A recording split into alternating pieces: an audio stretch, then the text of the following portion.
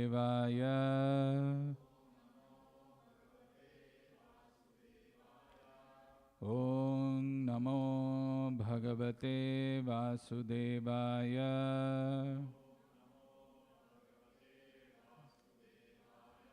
Om Namo Bhagavate Vasudevaya. Narayanam Namaskritya Naram Chaiva Narottamam Devim Saraswatim Vyasam Tato Jayamudiraye. Before reciting the Srimad Bhagavatam, which is the very means of conquest, one should offer respectful obeisances unto the personality of Godhead Narayana, unto Naranarayana Rishi, the supermost human being, unto Mother Saraswati, the goddess of learning, and unto Srila Vyasadeva, the author. Nashtaprayeshu abhadreshu Nityam Bhagavata Sevaya Nityam Bhagavata Sevaya Bhagavati Uttama Shloke Bhagavati Uttama Shloke Bhaktir Bhavati Naishtiki. Bhaktir Bhavati Naishtiki. By regular attendance in classes on the Bhagavatam and by rendering of service to the pure devotee, all that is troublesome to the heart is almost completely destroyed, and loving service unto the personality of Godhead, who is praised with transcendental songs, is established as an irrevocable fact. Reading from Srimad Bhagavatam, Canto 1, entitled Creation. We are starting a new chapter today, chapter 8. The title of the chapter is Parikshit Saved and Prayers of Queen Kunti. So I will read, we are reading 4 verses today. I will read myself first 3 verses, and the 4th verse we will chant together. Suta uvacha athate samparetanam swanam udakam ichchatam datum sakrishna gangayam puraskritya yayuh striyaha. Translation. Suta Goswami said, thereafter the Pandavas, desiring to deliver water to the dead relatives who had desired it, went to the Ganges with Draupadi. The ladies walked in front. Before we reach the 4th verse, I would like all of you to picture all this. So, as we have all seen that, the previous chapter, the son of Drona punished, where there was a befitting punishment to Aswathama given by Arjuna. Now, in this chapter, what is happening is the Pandavas desiring to deliver water to the dead relatives, which includes the 5 sons of Draupadi, but not just them, all the relatives who died in the battlefield. So to deliver water to the dead relatives who had desired it, they went to the Ganges with Draupadi. Datum sa Krishna Gangayam. Krishna is referring to Draupadi here. Sa Krishna went to the Ganges with Draupadi. And picture this, the ladies are walking in the front. To date, it is the custom in Hindu society to go to the Ganges or any other sacred river to take baths. When death occurs in the family. Each of the family members pours out a potful of the Ganges water for the departed soul and walks in a procession with the ladies in the front. The Pandavas also followed the rules more than 5,000 years ago. Lord Krishna, being a cousin of the Pandavas, was also amongst the family members. The next one. Te niniyodakam sarve bilapya cha bhrisham punaha Apluta haripadabja rajah puta sarij jale. Having lamented over them and sufficiently offered Ganges water, they bathed in the Ganges, whose water is sanctified due to being mixed with the dust of the lotus feet of the Lord. So they went in the procession to give water to the dead relatives. The ladies were walking in the front. And after having sufficiently poured water and having lamented over, they bathed in the Ganges, whose water is sanctified due to being mixed with the dust of the lotus feet of the Lord. Third one. Tatrasinam kurupatim dhritarashtram sahanujam gandharim putra sokartam pratham krishnam cha madhavaha. There sat the king of the Kurus, Maharaj Yudhishthir, along with his younger brothers, and Dhritarashtra, Gandhari, Kunti, and Draupadi, all overwhelmed with grief. Lord Krishna was also there. Again, picture this. The Pandavas have taken baths in the Ganges, and who all are sitting there? The word used here is asinam, tatra asinam. If you remember the question of Arjuna in the second chapter of Bhagavad Gita, where he asks the question regarding Sthita Prajna, he says, Sthita Prajnasya kavhasa samadhistasya keshava. Sthitadhir kim prabhaseta kim asita brajeta kim. That word asita is how do they sit? So here, imagine the banks of river Ganges, and who's sitting there? Tatrasinam Kurupatim. Kurupatim is Yudhishthir. So Yudhishthir Maharaj is sitting on the banks of Ganges. With whom he is sitting? Saha Anujam, all his younger brothers. Dhritarashtra. Dhritarashtra is alive. So Yudhishthir Maharaj is sitting along with his younger brothers. Dhritarashtra, Gandharim. Gandharim is also there. Putra Sokartam. Pratham is Kunti. Krishnam is Draupadi. Cha Madhava. And the Supreme Lord himself, Lord Krishna, was also there. So they are all lamenting, overwhelmed with grief. They are sitting there. Just picture this. And the purport Prabhupada says, the battle of Kurukshetra was fought between family members, and thus all affected persons were also family members like Maharaj Yudhishthir and brothers Kunti, Draupadi, Subhadra, Dhritarashtra, Gandhari, and her daughters-in-law, etc. All the principal dead bodies were in some way or other related with each other, and therefore the family grief was combined. Lord Krishna was also one of them as a cousin of the Pandavas and nephew of Kunti, as well as brother of Subhadra, etc. The Lord therefore was equally sympathetic towards all of them, and therefore he began to pacify them befittingly. And now we will chant this verse. You can repeat after me. Santoyam asa munibhir Hatabandhun sucharpitan Hatabandhun sucharpitan Bhuteshu kalasya gatim Bhuteshu kalasya gatim Darshayanna pratikriyam Darshayanna pratikriyam Santoyamasa munibhir Santavyamasa munibhir Hatabandhun sucharpitan Hatabandhun sucharpitan Bhuteshu kalasya gatim Bhuteshu kalasya gatim Darshayanna pratikriyam Darshayanna pratikriyam Santoyamasa munibhir Santavyamasa munibhir Hatabandhun sucharpitan Hatabandhum sucharpitam Bhuteshu kalasya gatim Bhuteshu kalasya gatim Darshayanna pratikriyam Pratikriyam Santoyamasa munibhir Hatabandhun sucharpitan Bhuteshu kalasya gatim Darsayanna pratikriyam Santoyamasa munibhir Hatabandhun sucharpitan Hatabandhun sucharpitan Bhuteshu kalasya gatim Bhuteshu kalasya gatim Darshayanna pratikriyam Darsayanna pratikriyam. Nimataji.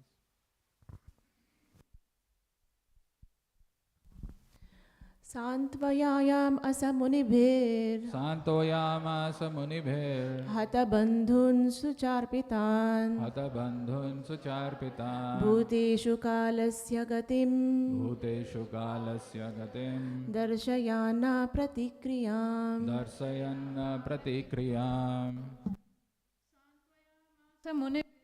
Santoyamasa munibhir Sucharpitan Hatabandhun sucharpitan Bhuteshu kalasya gatim Bhuteshu kalasya gatim Darshayanna pratikriyam Darsayanna pratikriyam Santoyamasa pacified Munibhihi along with the munis present there. along with the munis present there. Hatabandhun Hatabandhun, those who lost their friends and relatives. those who lost their friends and relatives. Sucharpitan Sucharpitan, all shocked and affected. all shocked and affected. Bhuteshu, Bhuteshu, unto the living beings. unto the living beings. Kalasya, Kalasya, of the supreme law of the Almighty. of the supreme law of the Almighty. Gatem, Gatim, reactions. reactions. Darshayan, Darshayan, demonstrated. demonstrated. Na, Na, no. no, no. Pratikriyam, Pratikriyam, remedial measures. remedial measures. Translation and purport by His Divine Grace A.C. Bhaktivedanta Swami Srila Prabhupada. Srila Prabhupada. Citing the stringent laws of the Almighty and their reactions upon living beings, Lord Sri Krishna and the Munis began to pacify those who were shocked and affected. Translation with repetition. Citing the stringent laws of the Almighty Citing the stringent laws of the Almighty and their reactions upon living beings, and their reactions upon living beings, Lord Sri Krishna Lord Sri Krishna and the Munis and the Munis began to pacify those began to pacify those who were shocked and affected. who were shocked and affected. The purport is one of the brilliant purports of Srila Prabhupada. Every line, every word, every comma, every colon is important. So if you pay attention, you can understand how beautifully this is written. The stringent laws of nature under the order of the Supreme Personality of Godhead cannot be altered by any living entity. The living entities are eternally under the subjugation of the Almighty Lord. The Lord makes all the laws and orders, and these laws and orders are generally called dharma or religion. No one can create any religious formula. Bona fide religion is to abide by the orders of the Lord. The Lord's orders are clearly declared in the Bhagavad Gita. Everyone should follow him only or his orders, and that will make all happy, both materially and spiritually. As long as we are in the material world, our duty is to follow the orders of the Lord, and if by the grace of the Lord we are liberated from the clutches of the material world, then in our liberated stage also we can render transcendental loving service unto the Lord. In our material stage, we can see neither ourselves nor the Lord for want of spiritual vision. But when we are liberated from material affection and are situated in our original spiritual form, we can see both ourselves and the Lord face to face. Mukti means to be reinstated in one's original spiritual status after giving up the material conception of life. Therefore, human life is specifically meant for qualifying ourselves for this spiritual liberty. Unfortunately, under the influence of illusory material energy, we accept this spot life of only a few years as our permanent existence, and thus become illusioned by possessing so-called country, home, land, children, wife, community, wealth, etc., which are false representations created by Maya, illusion. And under the dictation of Maya, we fight with one another to protect these false possessions. By cultivating spiritual knowledge, we can realize that we have nothing to do with all this material paraphernalia. Then at once we become free from material attachment. This clearance of the misgivings of material existence at once takes place by association with the Lord's devotees, who are able to inject the transcendental sound into the depths of the bewildered heart and thus make one practically liberated from all lamentation and illusion. That is a summary of the pacifying measures for those affected by the reaction of stringent material laws, exhibited in the forms of birth, death, old age, and disease, which are insoluble factors of material existence. The victims of war, namely the family members of the Kurus, were lamenting the problems of death, and the Lord pacified them on the basis of knowledge. Thus ends the wonderful transcendental Bhaktivedanta purport. Om Ajnana Timirandhasya Jnananjana Shalakaya Chakshurunmilitam Yena Tasmai Shri Gurave Namaha. Namo Om Vishnu Padaya Krishna Prishthaya Bhutale Srimate Bhakti Vedanta Swamin Nitinamine Namaste Saraswate Deve Gauravani Pracharine Nirvishesha Sunyavadi Paschatya Deshatarine Jai Shri Krishna Chaitanya Prabhu Nityananda Shri Advaita Gadadhara Shrivasadi Gaura Bhakta Vrinda Hare Krishna, Krishna Krishna, Hare Hare, Hare Rama, Rama Rama, Hare Hare.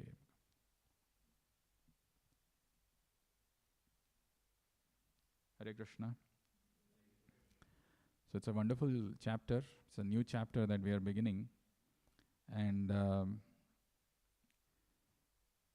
probably for the first time, there is a eagerness for me to come to this fourth verse. And also the fact that, this chapter contains the wonderful prayers by an exalted devotee, Kunti Maharani, which we'll be discussing. So we are discussing this 4 verses together. Very interestingly, if you see the verse, Santoyam asa munibhir hatabandhun sucharpitan bhuteshu kalasya gatim darshayan na pratikriyam. The word that is used, the first word is Santoyam.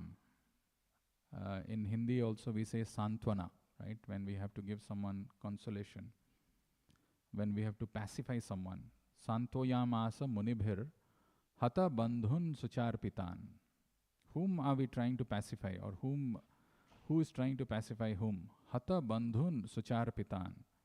Hata bandhun, actually those people who were present there, all these Pandavas and the Kauravas, Dhritarashtra, Gandhari, Kunti, Draupadi, Yudhishthira, and all his brothers, they have lost all their relatives and friends. Hata bandhun sucharpitan, and they are all shocked and affected. Bhuteshu kalasya gatim darshayanna pratikriyam. And there is no pratikriya, there is no remedial measure for this. It is not like there is some problem that has happened to you, and by some way or other, somebody can comfort, can give you some cushion, or can revoke, or can change the course of action. Na pratikriyam, there is no remedial measures. It's a very difficult situation. How can somebody console someone when someone has lost his near and dear ones? I don't know how many of you have been put into that kind of a situation, but imagine if you have to, pacify someone who has lost his very close relatives. Very difficult. Somebody's mother, father, friends, very dear, and if they have lost them, if somebody has to go and console them, and you must pacify, how will you do? What will you say? I remember once Stoka Maharaj going to one of our donor's house, and the donor's wife had passed away. So we wanted to do some kirtan in their house. We went to their house. The donor is a very rich person, very affluent, very influential in the society. The moment we entered in their house, not even in the house, when we opened the door, he was just crying inconsolably. You just can't see it. Just crying. Why the Lord did this to me? My wife was so chaste. She was so devoted, and she was going to the temple. She was doing all these things. How can the Lord be so cruel? Just going on, crying, going on. He's falling down, and when Maharaj is trying to pick him up, he's trying to take him. He's just not able to understand. Can happen to any one of us, right? The situation where we have to pacify someone who's going through this kind of loss or grief. Maybe death is a very, I would say, an extreme example. But even somebody who's suffering from some disease, some kind of loss, can be a material loss. How do you make him understand what he has to do? How do you console him? There's a beautiful book which is written by Srila Prabhupada. It's called The Laws of Nature, an Infallible Justice. Very befitting title, and a very graphic example which is given in the cover page of this book. The Laws of Nature, an Infallible Justice. People often want to live in this material world whimsically, thinking that I can go away, I can do anything, and I can get away with it. But what we don't see, or what we don't realize, is there are invisible strings which are pulling us. And based on the actions that we are doing, we are getting reactions. And there is no remedial measure for this. There is no pratikriya. And there is no one who is exempt from this. So, but very interestingly, if you see this picture, where a person, two people are being pulled like puppets in the hands of this material modes of nature, they are acting under the control of the Supreme Lord. The Supreme Lord is actually directing, and based on His direction, based on His order, these laws of nature are acting. So as I said, the purport is very, very brilliant, very, very powerful. It actually summarizes our existence in this material world very befittingly. What we go through, why we go through, and how helpless we are, and how callous we are, and what is the way out. If somebody reads, when a pure devotee explains some of these things, it touches our heart. The articulation is so proper, so just. Every single statement in this is linked, and it reveals a new truth. So I've divided the purport into 6 parts. The first one that we will see is the stringent laws of the nature under the order of the Supreme Personality of Godhead cannot be altered by any living entity. See, the words that are used are very powerful. The first word that is used is the stringent laws of the nature. Stringent means there is no way that you can dodge this. There is no way that you can say that maybe, I can, some way if I can bribe, if I can do something. No, they are very stringent.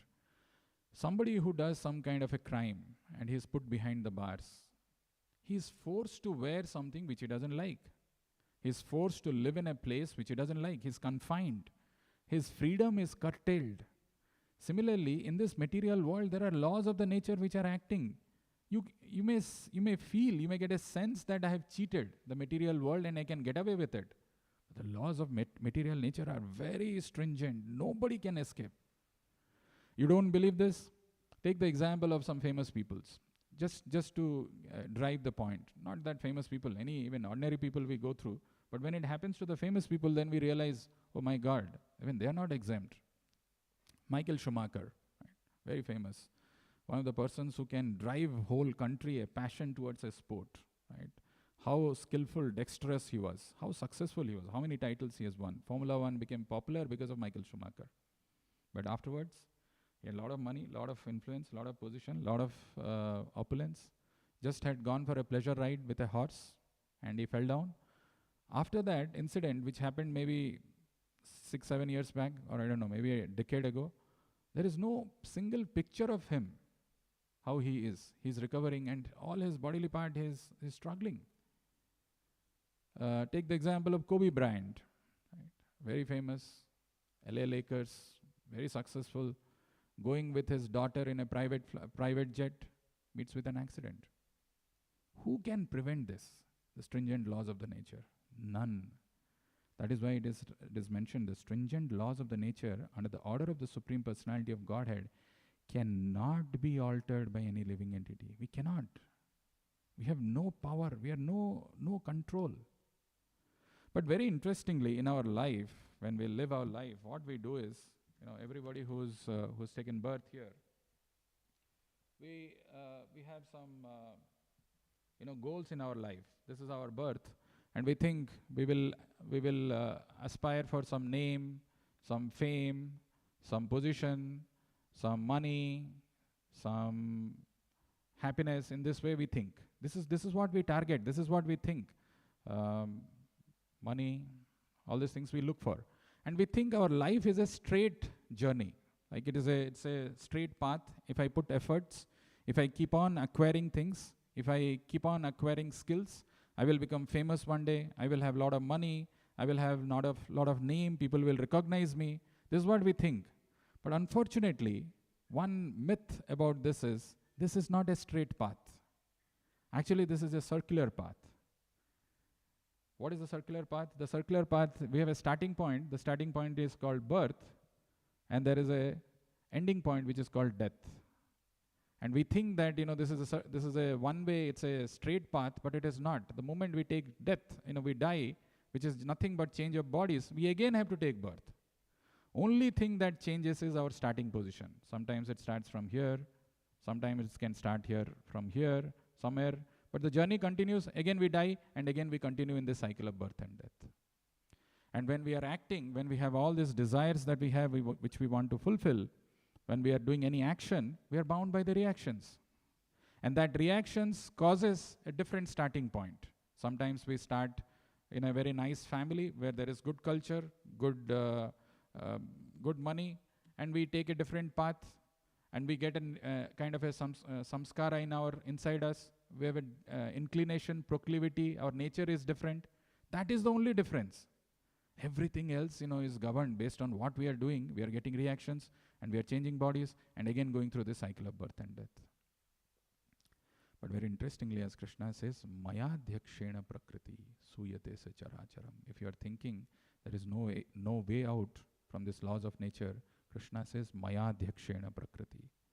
These material laws of nature are acting under my direction. Maya Dhyakshena Prakriti Suyate Se Characharam. Hetu nanena konteya jagat viparivartate. Even though the material world is changing, where we are accepting bodies, here itself you see there are so many different bodies, and in different age groups. Somebody is a young boy, somebody is an old man, somebody is in middle age, somebody is this thing. And very soon we will die. Very soon. And there is no pratikriya, there is no reaction, there is no remedial measures. So what is it that we have to do when we have got this human form of life, when we are doing these actions? How our life course of action, how does it change? It changes when somehow or other a person realizes that his constitutional position is to render devotional service to the Lord. There is a difference between an action and service. Action we are performing for our material existence, for our material survival. Service we are rendering, we are serving the Lord. When we serve the Lord, automatically we get purified. Any definition of bhakti which says by serving the Lord we become purified? Sarvopadhi vinirmuktam tat paratvena nirmalam rishikena rishikesha sevanam bhakti ruchyate. Rishika is our senses. The senses are crazy. They drive us mad. They take us in different directions. Rishikena Rishikesha Sevanam. The controller of the senses is called Rishikesha. When the senses are engaged in his service, Rishikena Rishikesha Sevanam Bhakti Ruchyate. But to achieve that, to do that, Sarvopadhi Vinirmuktam, very important is to give up our material designations. I'm a big man, I'm an accomplished man, I'm a successful man, I'm a CEO, I'm a CIO, I'm an owner, I'm a software engineer, I'm a PhD student, I'm so and so. Like all those designations hold us back. Sarvopadhi vinirmuktam tat paratvena nirmalam. Then the purification happens when Rishikena Rishikesha Sevanam happens. So there is one course of action which we are taking by just acting under the subjugation of the material laws of nature, but there is another path where somebody who engages in devotional service frees himself from these reactions, from this cycle of birth and death. There is no more question of accepting the body. And that is what Krishna explains in Bhagavad Gita. That is what he explains in the Vedic scriptures. Here is a chance. Don't get carried away. Don't get illusioned. Don't get, attracted by all these things. Engage in devotional service because everything is finite. It's a spot life, Prabhupada is saying. That spot life, we are trying to achieve so many things with so many desires. And when we are trying to fulfill, we are getting implicated by the reactions of the laws of nature. The second point which Prabhupada is saying is, bona fide religion is to abide by the orders of the Lord. Dharmasya dharma hi sakshat bhagavat pranita. Laws of the religious laws, or what religion is, cannot be manufactured by some fertile brains of human beings. No. Dharmam tu sakshat bhagavat pranitam. The principles of religion are enunciated by the Lord himself. He has given it. These are laws of the nature which are given, which we have to abide by. We don't have a choice. We may feel we are very independent, we can do anything, I can get away with my car and go somewhere for a vacation, I can do this, I can do that. It's a false sense of illusion where we are thinking we are independent and we can do anything. We are actually always under the control of these laws of nature. We are always, these religious principles which are given by the Lord, we must abide by them, otherwise the reactions are very, very stringent. Dharmam tu sakshat bhagavat pranitam. Very interestingly, so the word that is used here is, bona fide religion is to abide, to follow. And the biggest problem that we have is we don't want to follow. We want to be independent. And that single biggest problem is causing our elongation of material existence in this material world. Ichha dvesha samuthena dvanda mohena bharata. The tendency to follow is the first qualification which is required to be in Vaikuntha.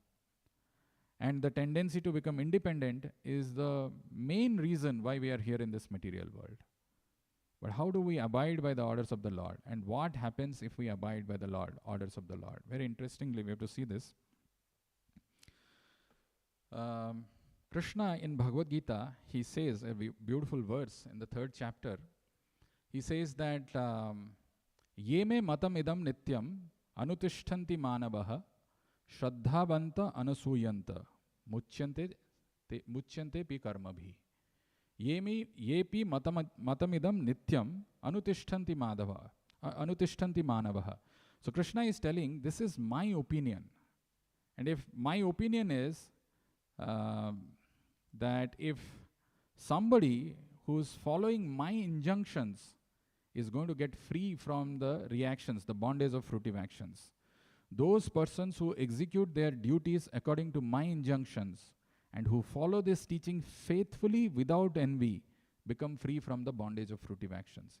Ye me matamidam nityam anutishtanti manavaha shraddhavanto anasuyanto muchyante tepi karmabhi. Muchyante is to become free from karmabhi, from the bondage of fruitive actions. One side we have these actions which we are doing with the goal of becoming happy, prosperous, affluent, successful, and we are getting the reactions. But here Krishna is telling that if you engage in devotional service and if you execute the duties according to my injunctions faithfully without envy, then one will become free from the bondage of fruitive actions. One very important thing which we have to remember or realize is that the material knowledge, if we want to acquire, we need to have a lot of intelligence. We need to have a lot of caliber. But spiritual knowledge, this thing to strike us, these words which are used by Krishna are very powerful. Shraddhavanto, anasuyanto. Shraddhavanto is with faith and devotion, and anasuyanto, without envy. It has to have not just caliber, one needs to have a character.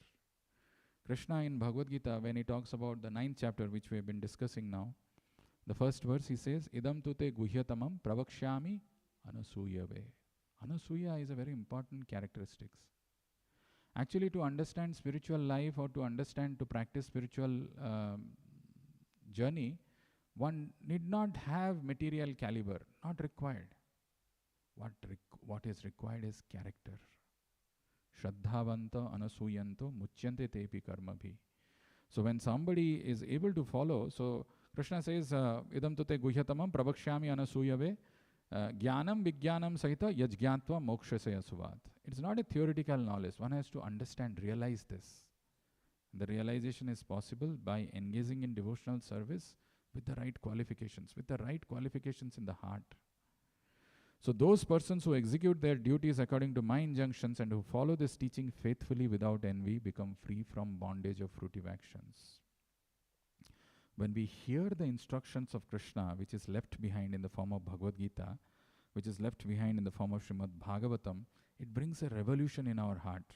We know this verse very nicely.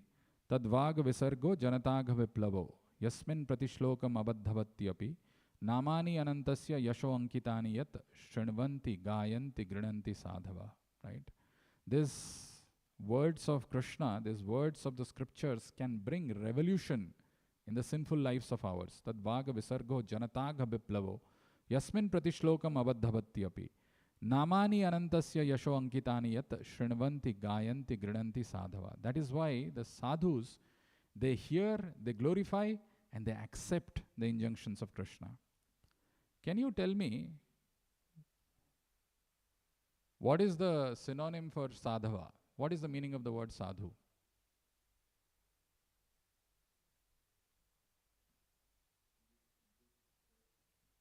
Good person? Who said honest? Honest, okay.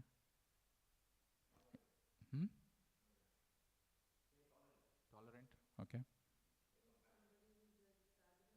Sadhana? Right. We would have thought maybe Prabhupada would write that, a person, a sadhava, is one who is a saintly man. But Prabhupada actually writes in the translation, in the word-to-word meaning, a thoroughly honest man. The purified men who are honest. Actually, it is a very important quality. If a person is not thoroughly honest, he cannot take pleasure in Shrinvanti, Gayanti and Grinanti. He cannot. Spiritual life is not a show. It's not some artificial thing. That it becomes a show, or it is somebody who's trying to do that. If you are not thoroughly honest inside, it will manifest in the actions. The devotional service can become a burden. 2 hours, it became 2 hours, 10 minutes, then somebody starts complaining. Oh, I've got this thing problem, I've got that problem.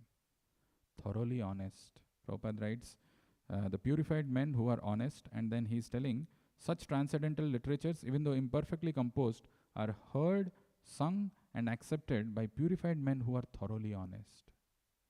That honesty, that sincerity is a very important quality. Otherwise, to take pleasure in Krishna's glories, to sing, to really, get that thing and accept his orders, not easy. The more we have that dishonesty within, the more we have this cheating tendency, we are actually cheating ourselves.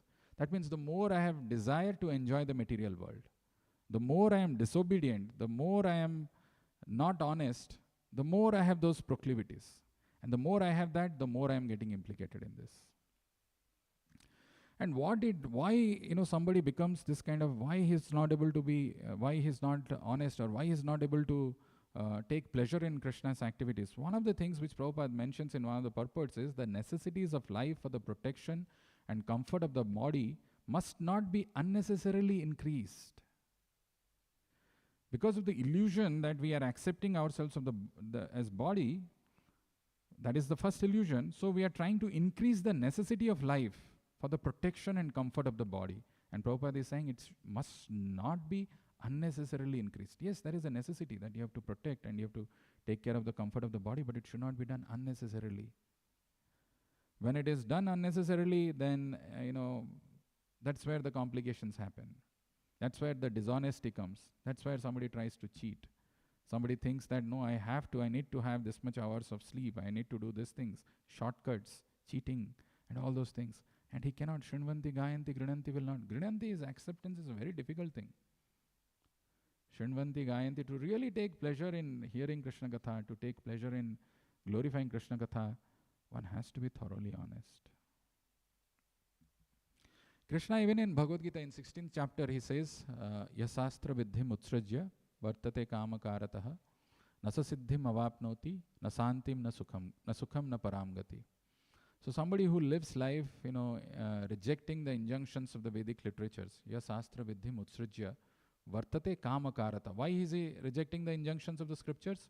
Because he kamakarata, he has got a lot of selfish desire within, and those selfish desire he wants to fulfill, kamakarataha. Nasa siddhim avapnoti. He doesn't get any perfection. Na sukham na paramgati. No happiness, no final destination, no perfection in the final destination. So clear it is. So nicely it is given. But unfortunately, because of our conditioning, because of the strong illusion, the covering, the veil, we don't see ourselves. As it is mentioned in the verse itself, when we are in the conditioned state, neither we see ourselves nor the Supreme Lord. So, in the same verse that I just quoted, there is a very nice statement which comes in the purport where Prabhupada is writing the advancement and satisfaction in the path of bhakti is dependent upon two things.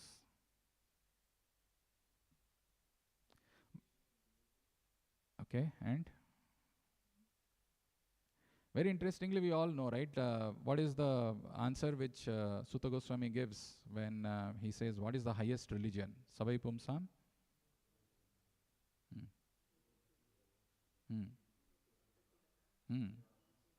Suprasidati, right? Not just Sidati, Suprasidati. If we engage in devotional service to the Lord, Savai Pumsam Paro Dharmo, Yato Bhakti Adhokshaje, Ahituki Apratihata Ye Atma Suprasidati. We should have been completely satisfied, fully satisfied, but we are not. So why is it? So advancement and satisfaction in the path of bhakti is dependent upon two things: purity of intent, consistency of attempt. Purity of intent is a very important thing. This is not some artificial thing that we have to do. This is our constitutional position. The existence of hand, if it is not connected with the body, is of no use. If the hand is here, somebody's hand, what do you do with that? What is the meaning or what is the value of that hand? It is only when it is connected with the body that the hand serves the body, and that is where the fulfillment lies. Similarly, when we are engaged in devotional service, because we are connected with the Lord, we are eternal. When we are engaging in devotional service, we can actually, there is true meaning to it. And that purity of intent, if it is not there, then the satisfaction in the bhakti will not come. Advancement and satisfaction in the path of bhakti is dependent upon the purity of intent and consistency of attent. Consistently we have to do this. There is pull, there is drag, there are so many distractions, but consistently doing this. The third thing which Prabhupada is mentioning is that as long as we are in the material world, our duty is to follow the orders of the Lord. And if by the grace of the Lord we are liberated from the clutches of the material world, then in our liberated stage also we can render transcendental loving service unto the Lord. So see, as long as we are in the material world, our duty is to follow the orders of the Lord. Our duty is to follow the orders of the Lord. If we follow the orders of the Lord, there is a chance by His grace we might be liberated from the clutches of the material world. And liberation doesn't mean that one becomes free and he's just there from the clutches of birth and death and he can do anything. No. In our liberated stage also we can render transcendental loving service unto the Lord. So as long as we are in the material world, our duty is to follow the orders of the Lord. But what prevents us to follow the orders of the Lord? What is it that acts as a big obstacle?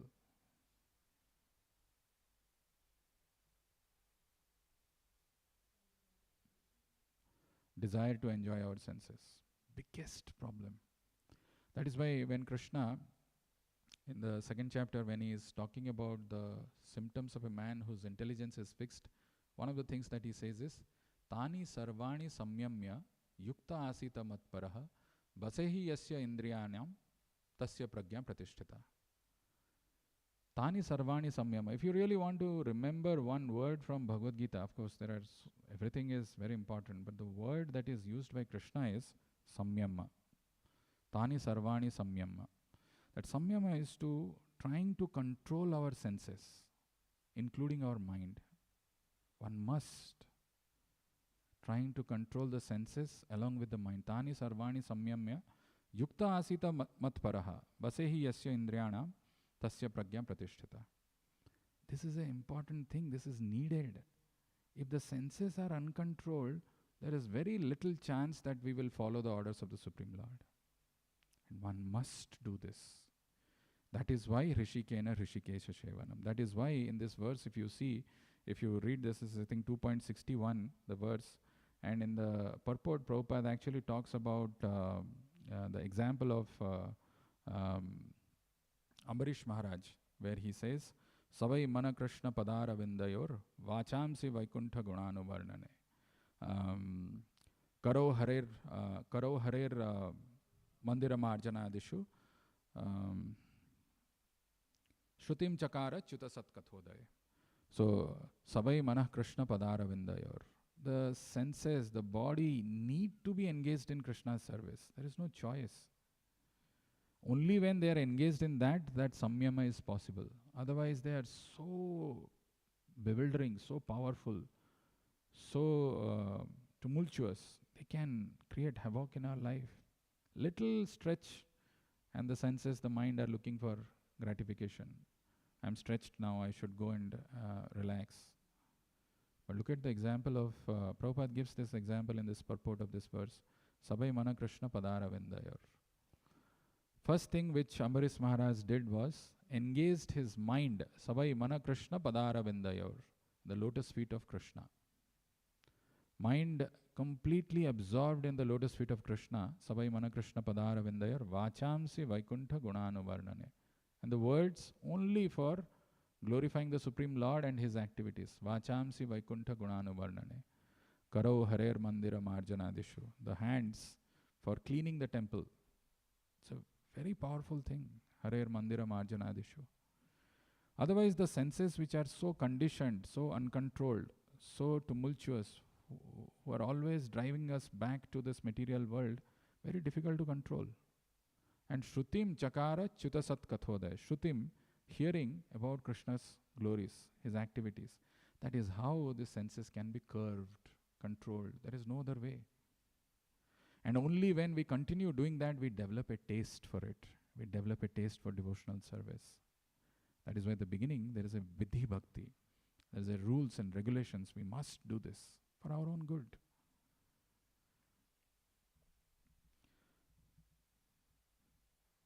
The next thing which Prabhupada mentions is, in our material states we can see neither ourselves nor the Lord for want of spiritual vision. But when we are liberated from material affection and are situated in our original spiritual form, we can see both ourselves and the Lord face to face.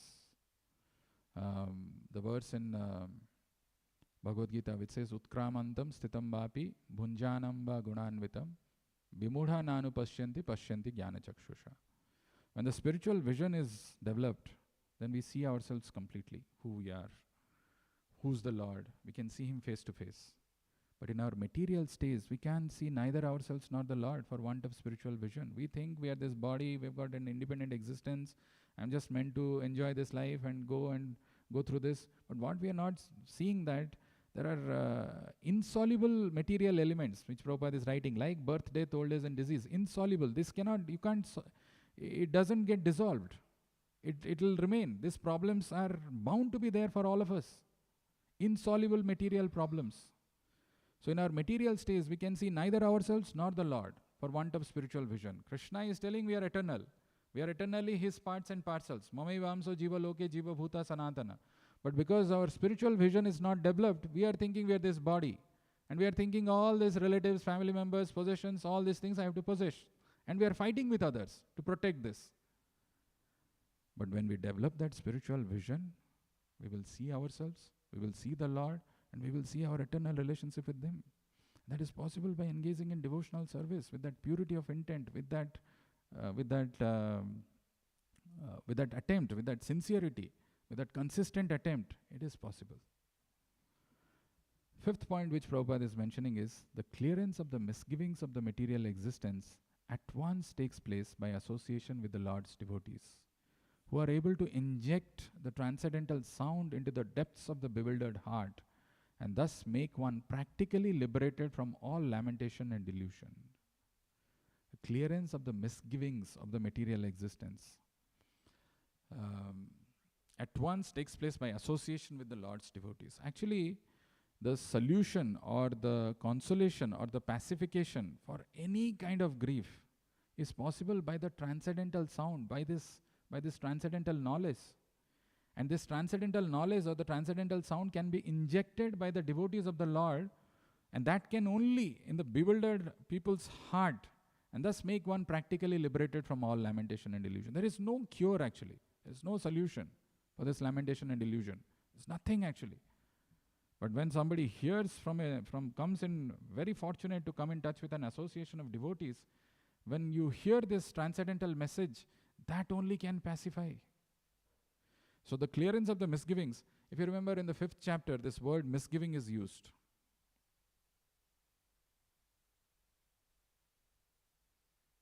Bhagavad Gita. Anybody remembers? Anybody knows?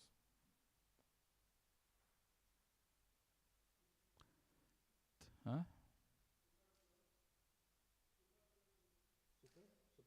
No. There is that 4 things which Krishna says. Tan buddhayas tad atmanas, tan nishtha tan parayanaha. The last line is jnana nirdhuta kalmasha. That kalmasha is misgivings. Misgivings is, now we have given our hope in all those temporary illusory things, thinking that, this thing is going to give us happiness, or this thing is going to make me happy. This is our false hope. Our family members, relatives, material possessions, all these things we have given our hope. But Krishna is telling, tan buddhayas, tan atmanas, 4 things, our intelligence, our mind. Atmanas is used there as mind. Tan buddhayas tan atmanas, tan nishtha tan parayanaha. Intelligence, mind, nishtha, our faith and our refuse. If it is on the Supreme Lord, jnana nirdhuta kalmashat, then we will become free from all these misgivings by this transcendental knowledge. The misgivings in the heart, it takes little time to get rid of. But it is possible when we have the power of transcendental knowledge. When the transcendental knowledge is acting on us, and that is possible in association of devotees, that we can come out of this misgivings. And we can see ourselves and we can see the Lord. There is a verse in Bhagavatam which says that when the material world, when the living entities is going through all the cycle of birth and death for many, many lifetimes, only when he become ready to get out of the cycle of birth and death, that he comes in touch or that he comes in association of devotees. Bhavapa vargo brahmato yada bhavej janasya tarhi achyuta sat samagama. It's not an easy thing, not an ordinary thing. People think, what is there? Sadhus are there. What is the big deal? But it is only when a person becomes qualified. Bhavapa vargo brahmato yada bhavet. Many, many lifetimes, many, many bodies we have accepted and we have gone through in different planets, this thing, that thing. But when somebody becomes almost ready, he gets a chance to come in association of devotees, to hear Achyuta Sat Samagama. He hears about Krishna's glories. And when he hears Sat Sangamo Yarhi Tadeva Sadgato Paravareshatvai Jayate Matihi. When he hears the glories of Krishna or his activities or the Supreme Lord and our constitutional position, that Paravareshatvai Jayate Mati, then an attraction, Mati somehow comes towards this. Sat Samagamo Yerhi Tadeva Sadgato Paravaresha. Para is the material world, the spiritual world. Apara is this material world. Paravara Isha. Paravaresha is the Supreme Lord. Mati. Tvai Jayate Mati. The Mati towards him only comes if we get a chance to hear about him in association of devotees. When the material life of a wandering soul has ceased, O Achyuta, he may attain the association of your devotees. And when he associates with them, there awakens in him devotion unto you, who are the goal of the devotees and the Lord of all causes and their effects. And then finally, Prabhupada concludes that the victims of war, namely the family members of the Kurus, were lamenting the problems of death, and the Lord pacified them on the basis of knowledge. So when we started with, I was talking about the laws of nature, how they are so stringent, they are acting on us. Nobody is exempt, nobody can alter. But if we have the Supreme Lord, through the knowledge, in the form of his knowledge, that can pacify us. That can take care of all these problems. Otherwise, this is a temporary life which we are living, which can come to an end at any point in time. And we have our false conception of life, that illusions, where we are trying to increase the necessity of life by having more comforts and things like that. To remain fixed in this, very important to have the Lord in the form of his knowledge.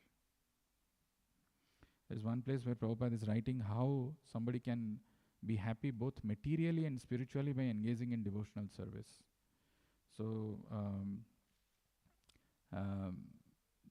in one place Prabhupada is writing that when one associates with the Supreme Lord and exchanges one's constitutional rasa with the Lord, then the living being is actually happy. It's a very important statement. When one associates with the Supreme Lord and exchanges one's constitutional rasa with the Lord, then the living being is actually happy. Otherwise, he is not.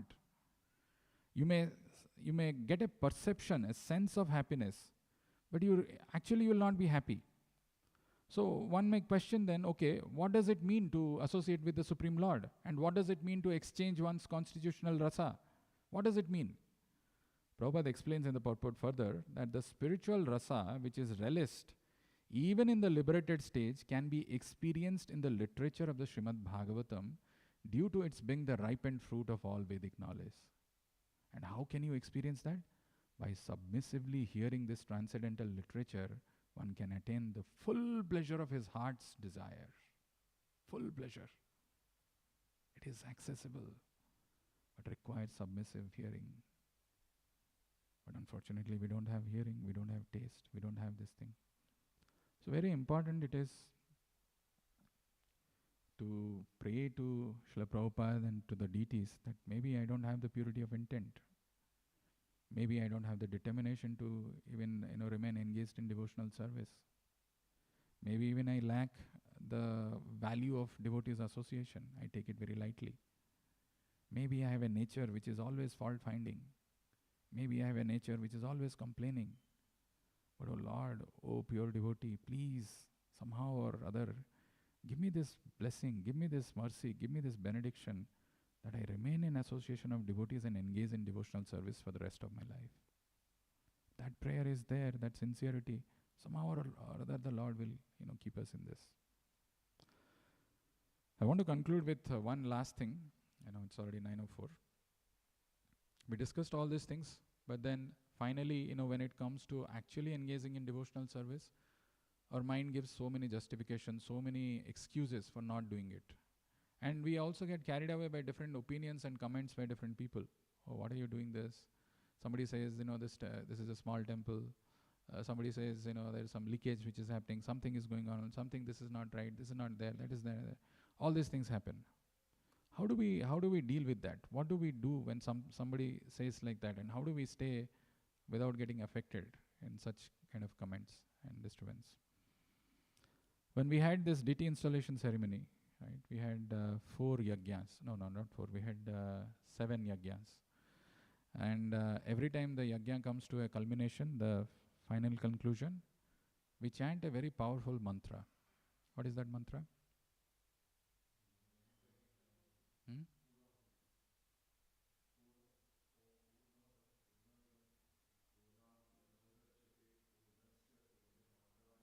Purnameva vashishyate Purnamadam Purnamidam Purnat Purnam Udachyate Purnasya Purnamadaya Purnameva vashishyate. The Lord is supreme and complete and He is whole. And He is complete, perfect and whole. Whatever is coming out of Him is also complete and perfect and whole. And whatever is, the complete whole, it has come out of the complete whole. What remains is also complete and whole. So that means this material world which is created by the Lord is complete. But imagine, I remember in my school days when sometimes, you write some assignment and you go to your teacher. If the teacher is very strict, she may write a comment, not good, or write something like incomplete. When you see that in your notebook, incomplete, you come back and you feel sad, isn't it? You feel that, you did your part, but the teacher is not able to appreciate. So like that, somebody may come and say that, okay, this is not there, this is small, this thing. But Krishna is telling Purnamadam, Purnamidam, Purnat Purnam Udachyate, Purnasya Purnamadaya, Purnameva Vashishyate. Whatever is coming out of Him is complete and whole, is perfect. So how do we understand this?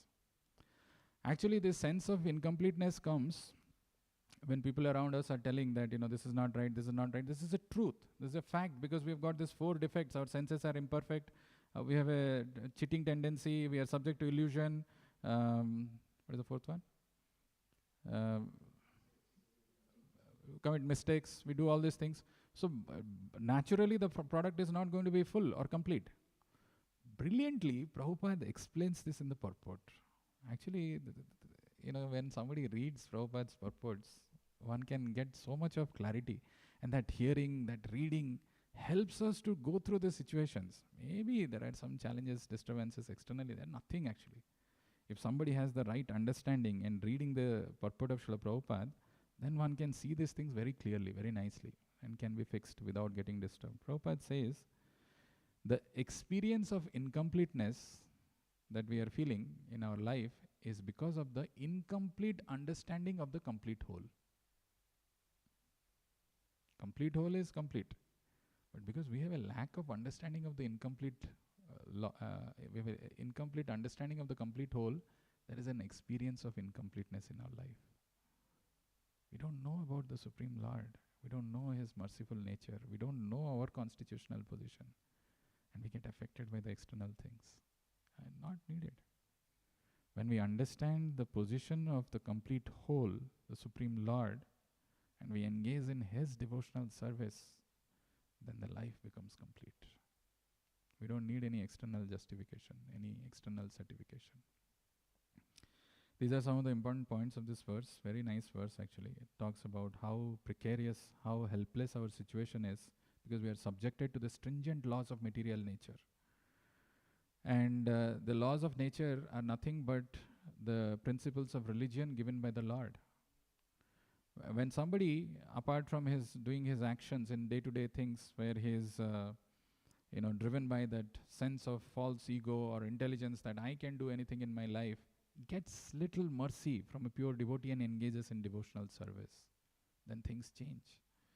As Krishna himself says, Ye me matamidam nityam anutishtanti manavaha shraddhavanto anasuyanto muchyante tepi karmabhi. All these karmas will go if somebody follows the injunctions of the scriptures and tries to engage in devotional service. Then when somebody engages in devotional service, the biggest barrier that comes is our own material desires in the form of our senses, in the form of our mind, which are uncontrolled. That is why Krishna says, Tani sarvani samyame. One has to endeavor to control the senses. And that is possible by engaging our senses in Krishna's service. As the verse itself says, Rishikena Rishikesha Sevanam Bhakti Ruchyate. Or the example of Ambarish, where he engaged every part of his body in devotional service. That is how one can control. But when we get an opportunity to engage in devotional service, our mind gives so many excuses, so many these things. That means we are not thoroughly honest inside. We lack that honesty. We lack that purity of intent. As Prabhupada writes in the purport, that the advancement and satisfaction in bhakti comes by two things, purity of intent and consistency of attempt. And then when somebody engages in that, there is a chance that he'll get liberated and he'll get a chance to engage in transcendental devotional service even after liberation. That stage actually one sees oneself and one sees the Lord face to face. And this transcendental knowledge is something which is so important to remove the misgivings in our heart. Jnana nirdhuta kalmasha, Bhagavad Gita says. Jnana nirdhuta kalmasha. Kalmasha is this misgivings. Nirdhuta is cleansed. By the transcendental knowledge, the misgivings in our hearts are cleansed. And this transcendental knowledge can be received in the association of devotees. They can inject this transcendental sound in the bewildered hearts of the people who are suffering in this material world. That is the only solution to take care of the lamentation and the grief that one goes through. That is what exactly Krishna did, give this transcendental knowledge to the Pandavas who were experiencing that bereavement, the grief, the loss, and they were pacified. Let's stop here and see if you have any questions or comments.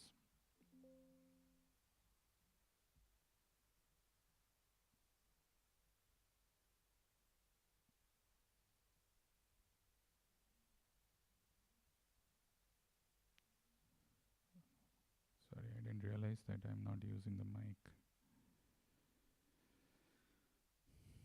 Any question?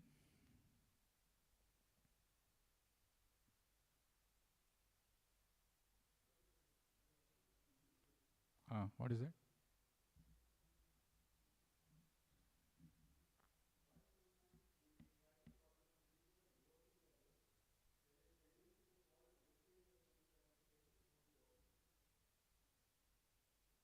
There is a tendency to fall down?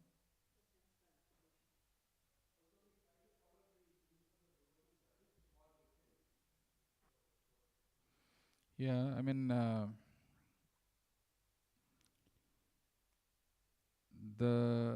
it's a good example which I had heard somewhere. You know, when we are usually in India, when we put nails in the walls, right? We put the nails, and then before we hang something, we see whether the nail has gone really inside or not. That little bit of shaking that we do. So that shaking is actually a kind of testing by the Lord, whether we are really fixed or not. And when it is confirmed, then a beautiful picture of Radha Krishna can be hung.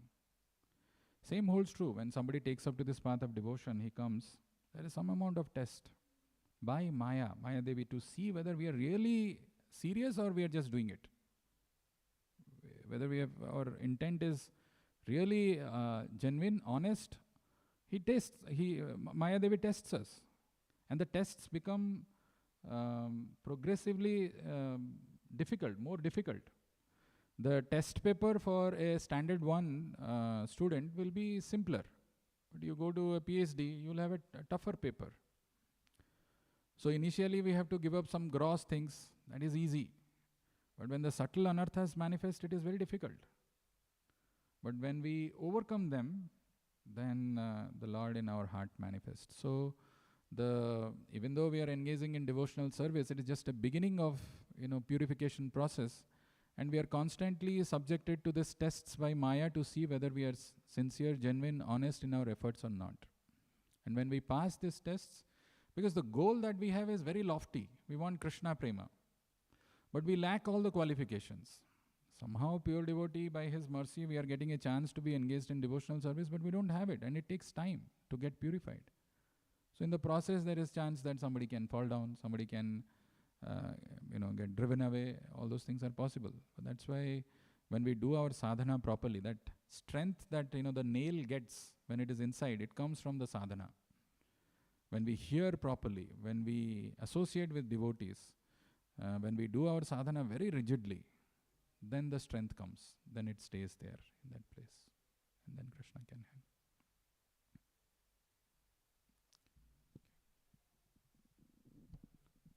No question? We'll